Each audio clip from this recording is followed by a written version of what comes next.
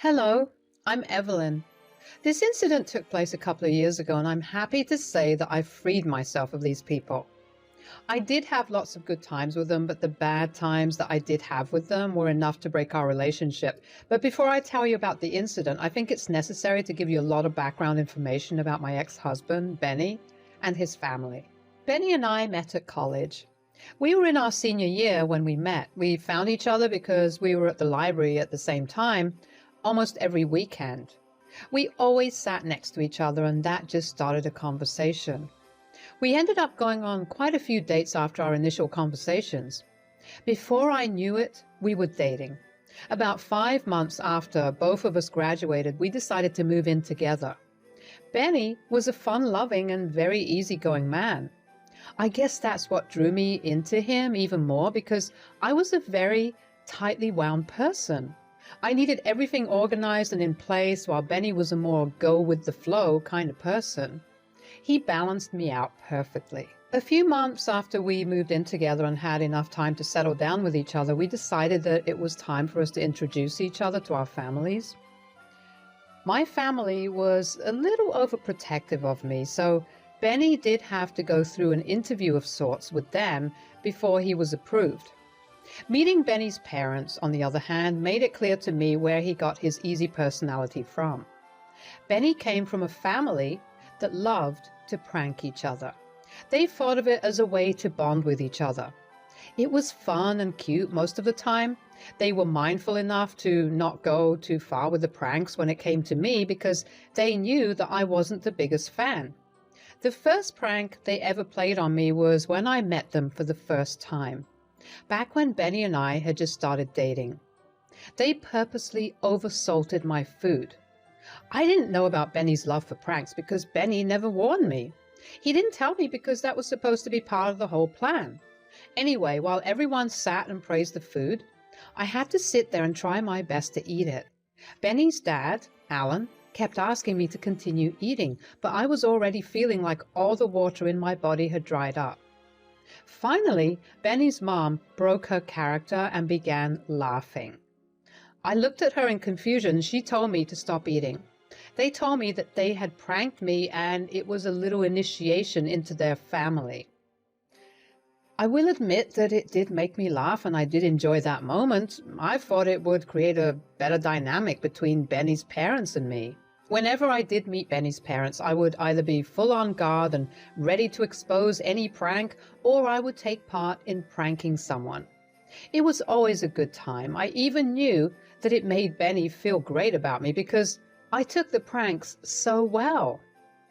One day, I got curious about why Benny was just so appreciative of my good nature about the pranks. He literally never stopped thanking me for playing along with his parents' antics after we were returning back from his parents' place. "Why are you always so appreciative of me after we come back from your parents' place?" "Oh, because, you're okay with their pranks." "That's hardly a proper reason. Who wouldn't be okay with a bunch of harmless and fun pranks?" "Oh, trust me, a lot of people. I've had a lot of relationships fall through because they couldn't stand my parents' pranks." "That's crazy. This is all just good-natured fun, and it's a lot coming from me. I'm not even a fan of pranks." "I know. That's exactly why I'm so glad that you're okay with it. Hell, you even participate in pranking others." "Yeah, as long as no one is crossing any boundaries or getting hurt, there's no harm in some fun." I really hit the jackpot with you, didn't I? I'd love to say yes, but really, this is the bare minimum. I am concerned about the kind of women you were seeing before me, though. Knowing that Benny found me to be a breath of fresh air made me feel warm on the inside. Benny was the first guy that was actually fun to be around with. I didn't have to change a single thing about myself. He was careful to make sure he wasn't overstepping any of my boundaries, while also making sure that I was having a good time. I knew for sure that I had hit the jackpot with him. I guess it came as no surprise to anyone after dating for 3 years that we got engaged. Of course, the engagement also happened in a prank fashion. We were at Benny's parents' place for dinner one day, and his mom, Sherry, ended up spilling her glass of wine all over my dress. Everybody made such a big fuss about it, but I just laughed it off because I knew it was a prank. Sherry led me upstairs to help get into dry and clean clothes. She had me wear sweatpants and a hoodie because all her good clothes were in the wash. I tried suggesting that I could wear Alan's clothes, but she told me that they would be too big on me. I knew better than to argue with my boyfriend's mom, so I let it go. Anyway, when I got back down, Alan looked at me in confusion and asked me what was in my pocket. I don't even know how I didn't notice there was something in my hoodie pocket. I reached my hand into the pocket and pulled the object out. In my hand was a ring box. I looked up in confusion and saw Benny getting down on one knee. I couldn't help but scream a little. That was the best prank ever. Benny and I were set to get married in the next year. I had always made big plans for the kind of wedding I was going to have, and while I enjoyed the pranks that Benny's parents played, I knew I didn't want any pranks happening on my wedding day. I just wanted it to be a day of fun without anything going wrong. No humiliation or embarrassment, just good old-fashioned joy. I knew it would have been a sensitive topic to bring up with Alan and Sherry by myself, so I hoped that Benny would have been able to do it. Of course, I was also a little apprehensive about approaching him, but it was still 100 times easier to approach him than his parents. One night, before we went to sleep, I decided to talk to Benny about it. Hey, I need to talk to you about something. It's a little sensitive. Yeah? Let me just say that you know that I love your family and I thoroughly enjoy the way we're comfortable with each other, enough to prank each other. Uh-huh. While I love them to bits, I also kind of maybe sort of don't want them throwing any pranks on our wedding. What? Why? It's only because I want us to have the perfect wedding. But what's more perfect than everyone laughing? Aren't there several other ways to make others laugh than one of us getting pranked? Yeah, I guess. I don't think my parents would be too happy about it. They love playing pranks, you know that. That's why I wanted to ask you if you would be able to talk to them about it. No way. I do not want to do that. They will probably not even listen. Look, I know that this is a big event and your family wants it to be big and full of who you are. But this is my wedding too. I'm just asking for something small. It's only one time and only for a few hours that I'm asking them not to play a prank. Yeah, I'm on board with whatever you want too.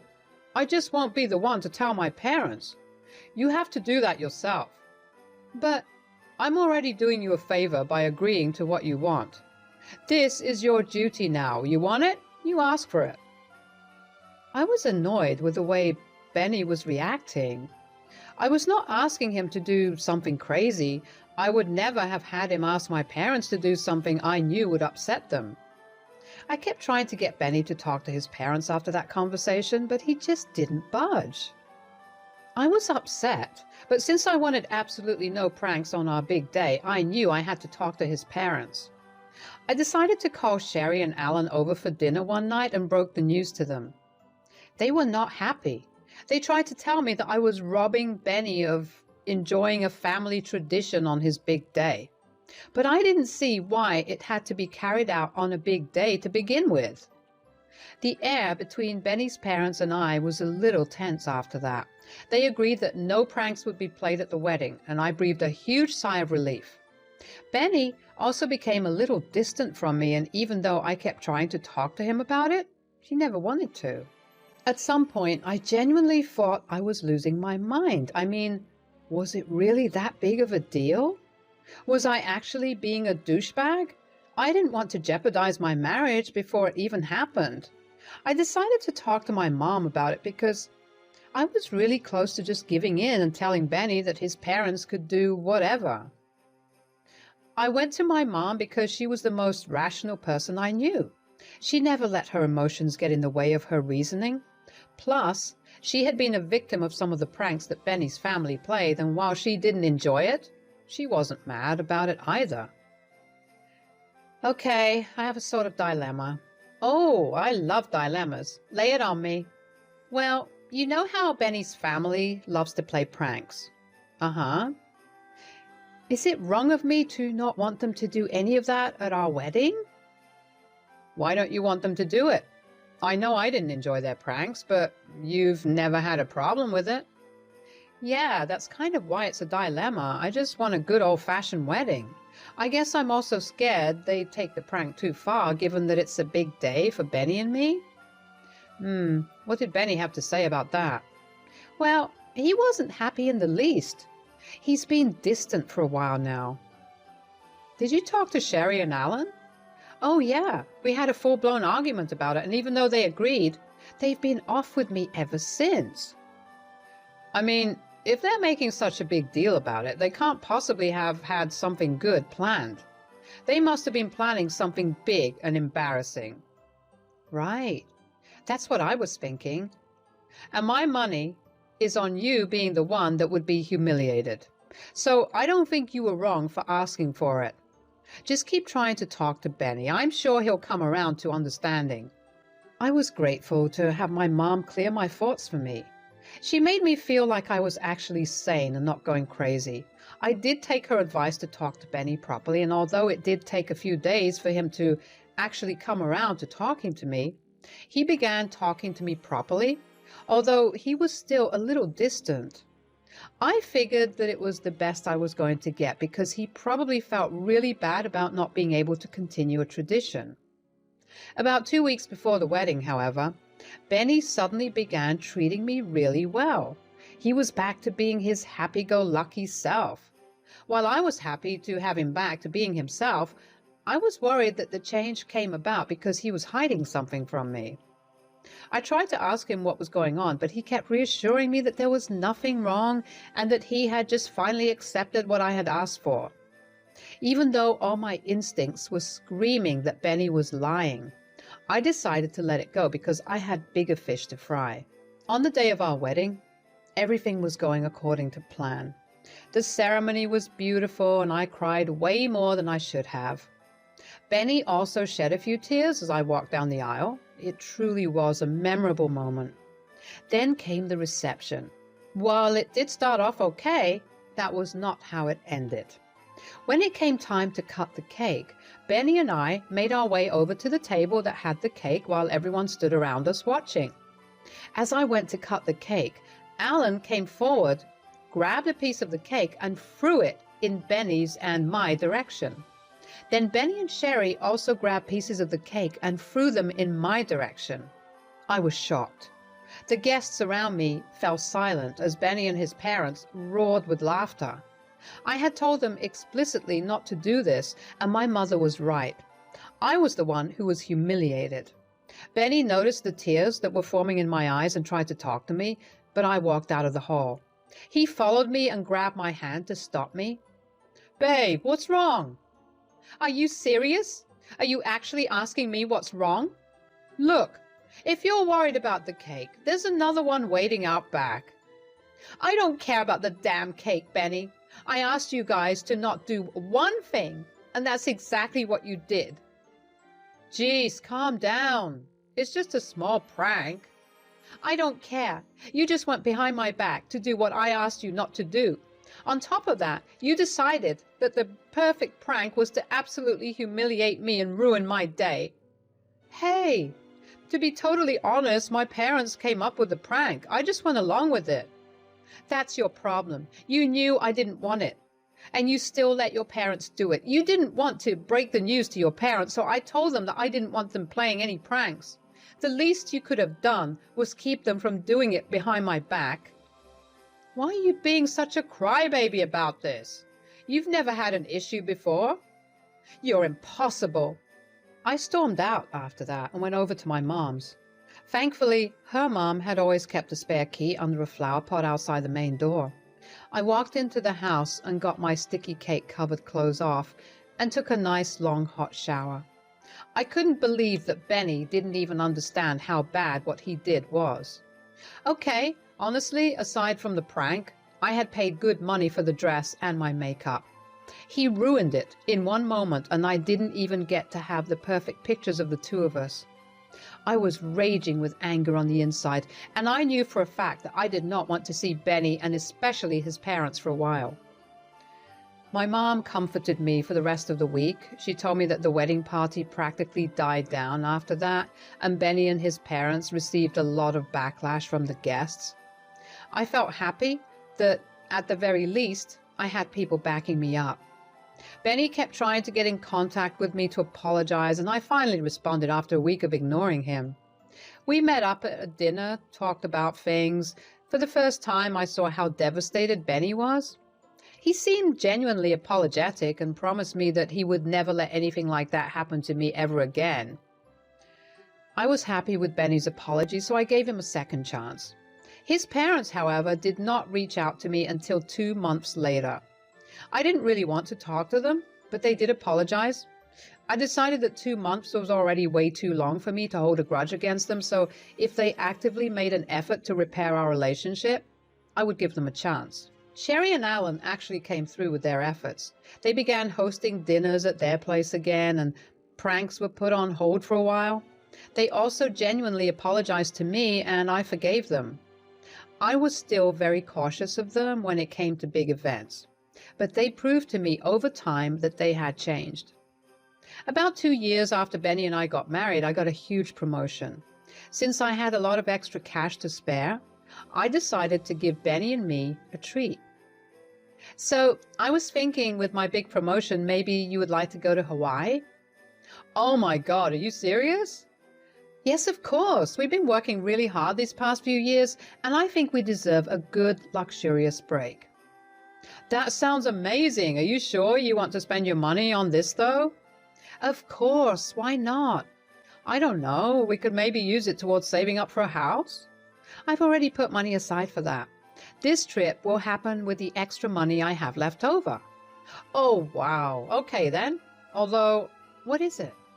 So, my parents have been down on funds and they haven't been able to go on a trip together for a while.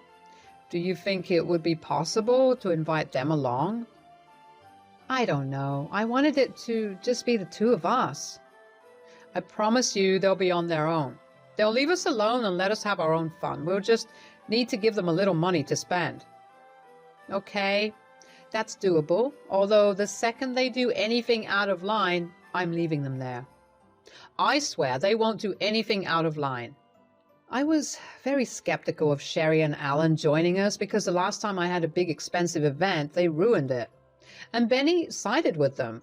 I didn't want them to do anything to ruin the trip, so I decided to take some safety measures. About 2 days before we were set to leave for Hawaii, Alan and Sherry came over to stay. Our place was much closer to the airport and we didn't want to be late. Everything seemed to be normal. All of us were excited about our upcoming trip and we couldn't stop talking about it. I got busy with packing Benny's and my stuff. The night before the flight, I gave each of them their ticket and passport. None of them checked to see the contents of what I gave them, which was good because I only gave them one-way tickets to Hawaii. If any of them even tried to cross me, they could find their way back. It was the peak holiday season, so flight prices were soaring high. Ha, pun intended. I knew that they wouldn't have the money to come back, so they really had to be on their best behavior if they wanted to have a good vacation and come back home. I fell asleep that night feeling really excited about the trip. When I woke up, however, Benny wasn't next to me. That was odd because Benny never woke up before me. I'm always the one who was to literally drag him out of bed. I walked around the house and it's dead silent. I went over to the guest bedroom and it was empty. None of the packed luggage except for mine was there. As I walked back into my room to call one of them, I saw a note stuck to the door. The note said, "Look who got pranked again." I want to say that I was shocked, but I really wasn't. I was sad though. I really did think we had a good thing going on for a little bit. I believed that we had changed for the better, but that clearly wasn't the case. Benny and his parents only found joy in ruining the big things for me, and that was not going to fly. At that moment, I was so glad that I had foolproofed my plan. I waited until I was sure that the three of them had boarded the flight and had landed in Hawaii before calling them. I tried calling Benny and Alan, but neither of them picked up. Finally, I called Sherry and she picked up. "Hello, look who finally woke up." Don't even try. Why did you guys leave without me? Couldn't you have woken me up? It was just a prank, Evelyn. Calm down. How could you go on a trip that I planned without me? That's just cruel. This is the second thing you've sabotaged. Oh, grow up, Evelyn. It was a tiny prank that we played on you. You can book yourself another ticket and come over. Actually, you know what? You're wrong. Don't tell me you're going to throw a fit about this and not come at all. Don't be a baby. Well, yes, but also I'm not the one that got pranked. You are. What do you mean? Why don't you check your bag for the ticket and see? You only booked us a one-way ticket? How could you do that? Book us one return ticket now. I'm sorry, Sherry, but you play stupid games and you win stupid prizes. Enjoy your little vacation. Oh, and tell Benny that I'll be divorcing him. Bye now. I don't know what happened to the three of them after or how they managed to come back, but when they did, I had the divorce papers delivered to Benny. He tried to reach out to me and left me hundreds of voicemails ranging from anger to abandoning them to pleading for me to stay with him. I knew I wanted nothing to do with him because he had proved to me that he could not be trusted. I have since moved on from Benny. I have learned to live on my own once again, and I have learned what it is like to make sure my boundaries are always being respected. And that's something that everyone should learn. Family or not, boundaries are boundaries and they are meant to be kept. Don't get played.